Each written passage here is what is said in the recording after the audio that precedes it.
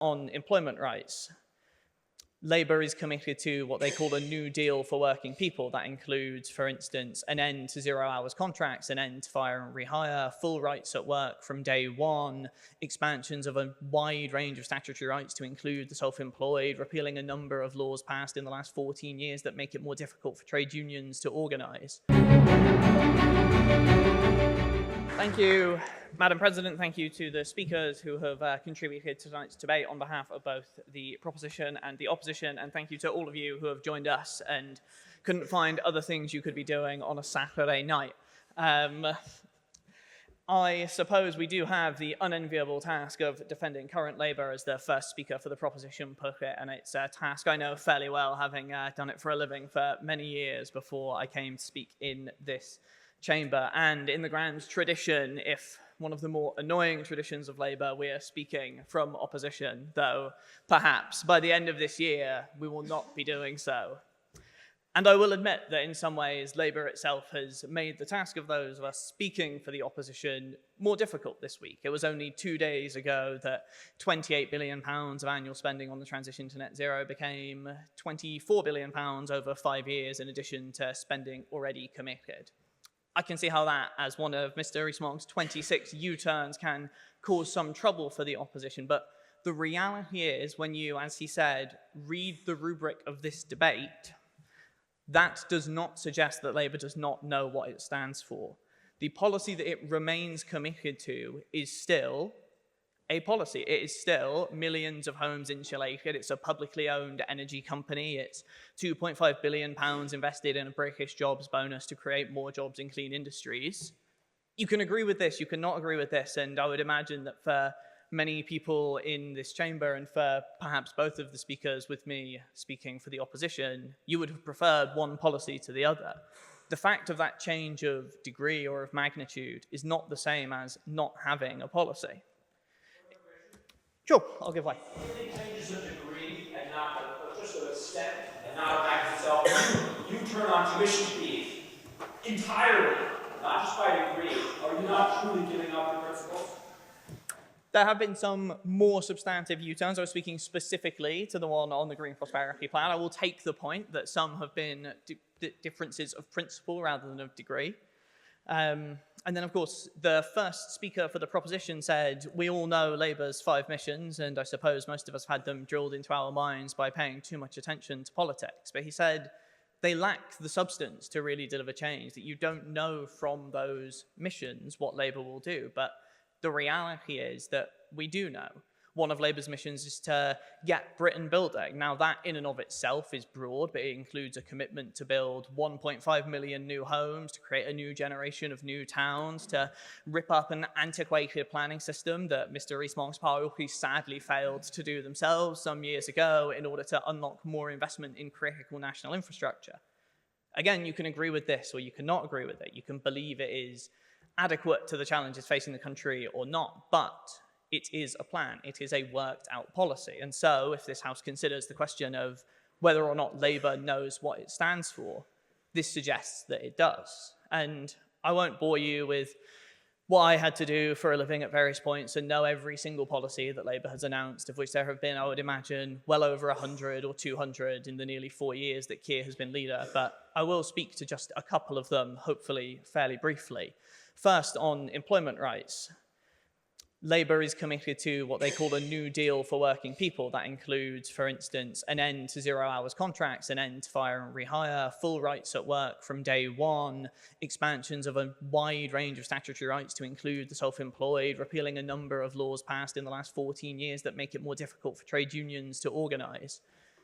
Taken together, this package is potentially the biggest raft of reforms to the British workplace in its recent history.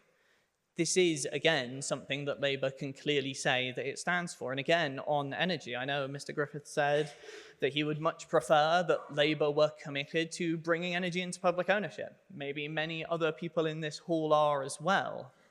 But Labour is committed to creating a public sector energy company, to competing against the big six, to offer lower bills, to support the transition to net zero. Again, you can agree with this, you cannot agree with this. You cannot say that it is the product of a party that does not know what it stands for. In fact, look across all of those examples that I just spoke to, and you begin to see the coherent idea of Labour's economic policy. You see a commitment to a more activist, a more involved state, doing much more to shape not just the outcomes at the end of the economy, but its wiring, its infrastructure, a government shaping, not being shaped by the market.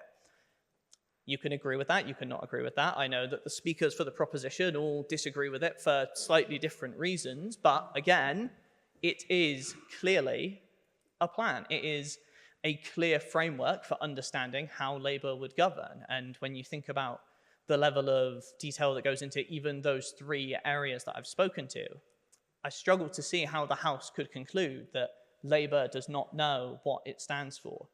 And I will dwell just briefly on Labour knowing what it stands for. In fact, it is not just for me, someone who used to work for the Labour Party, gave up too much of the evenings, weekends, and really all of my life to the Labour Party, and now in my new job spend too much time still thinking and talking about the Labour Party to tell you that it knows what it stands for, that it stands for something clear.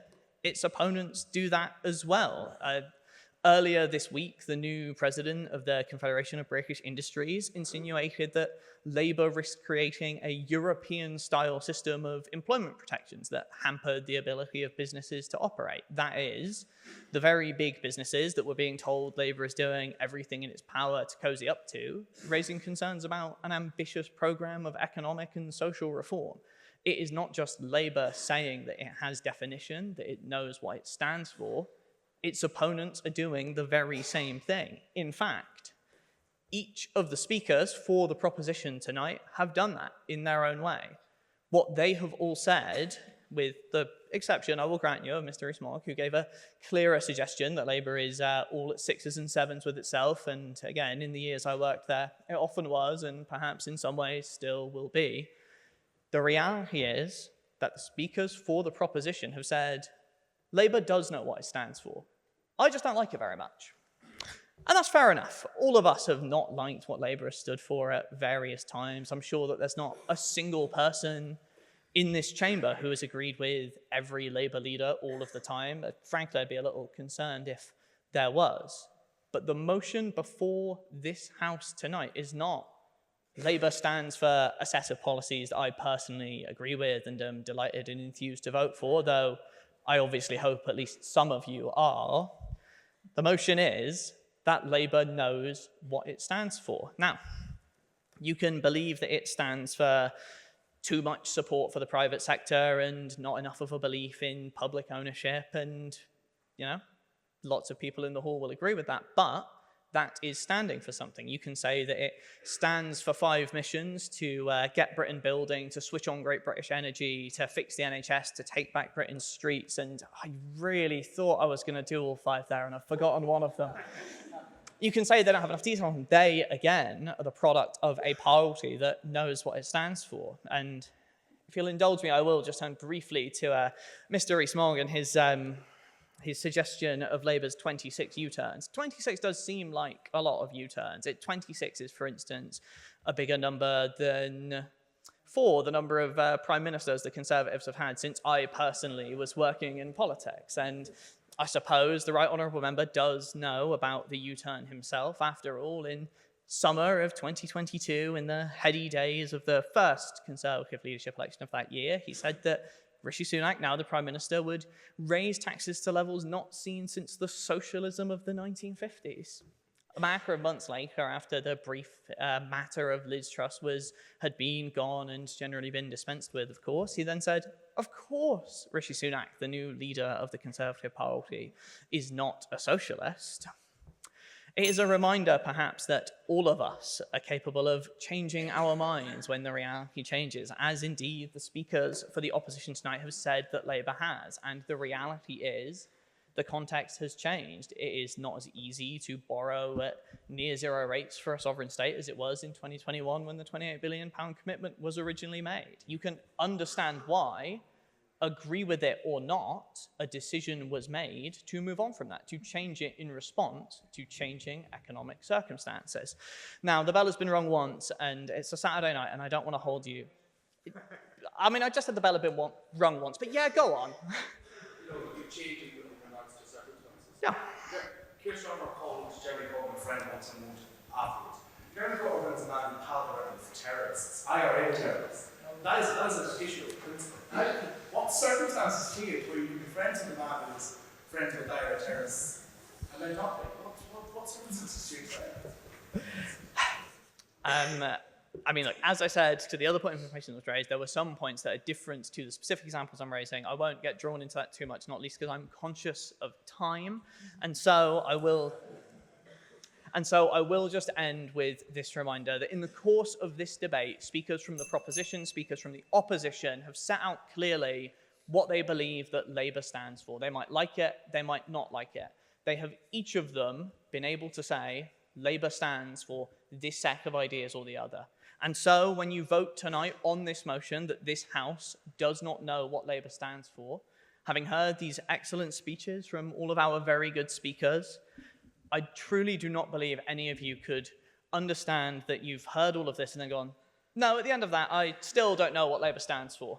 And so for that reason, and for all of the reasons made by the other speakers for the opposition, I urge you to vote against this motion tonight. Thank you very much.